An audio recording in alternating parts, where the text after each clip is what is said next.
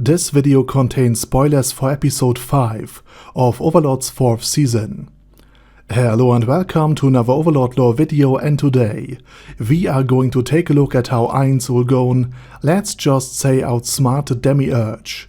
But before we are going to do so, let me thank my Patreons for supporting this channel, as well as all users of the YouTube thanks function who made one-time donations. Also, please check out my fantasy stuff, link to it is down in the description. Now with that said, let's dive into today's topic, and we will start right where the 4th episode of season 4 has ended. Because Ainz Ooal Gown outsmarting and then subjugating the empire of Barut and its leader was something no one expected. Not Jerknov, not Albedo, not Demiurge, and most certainly not Ainz Ooal Gown, who was the most surprised about all of this. And he was also somewhat disappointed and regretful, since he saw Jerknov as a friend and as a potential mentor. But in contrast to Albedo, who has also an emotional belief in Ainz Ooal Gown's plans, strength, and sheer superiority, which is also something Albedo's reaction to the battle between Ainz Ooal Gown and Sheltie has clearly telegraphed. Demiurge, who is way less emotionally involved with Ainz and admires him as some sort of grand strategist he can never even hope to comprehend, was downright shocked that Ainz Ooal Gown had pulled off such a brilliant maneuver. For Demiurge didn't see any way to subjugate the empire in such a short amount of time.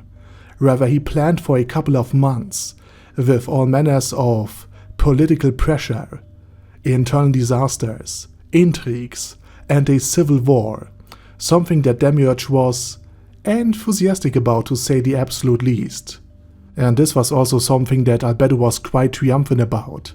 Her sheer belief in Ainz Ooal Gown has paid off, since he, at least from her perspective, had conquered an entire empire essentially in the span of just 2 days, if you count the meeting with Pluton Einzach and later Osk even in.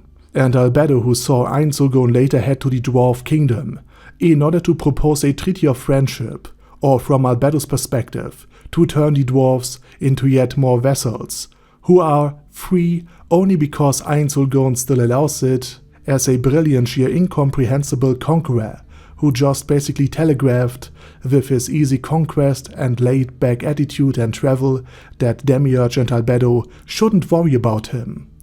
Meanwhile, from Ainz Ooal Gown's perspective, the subjugation of the empire was a bad accident, and was surely something that had left Albedo and Demiurge disappointed. So in order to prove his own competence and save him from yet more embarrassment, he embarked on a diplomatic mission to establish friendly relationship with the dwarves of the Silesian Mountains, in order to redeem himself in the eyes of Demiurge and Albedo.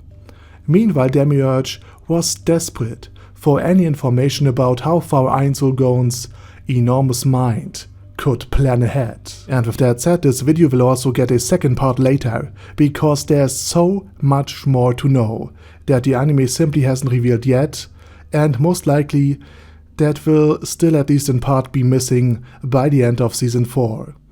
And with that said, I say thank you very much for watching, and special thanks to all of my Patreons for supporting this channel. Anyway, have a nice day, and I hope to see you all again soon under my next video.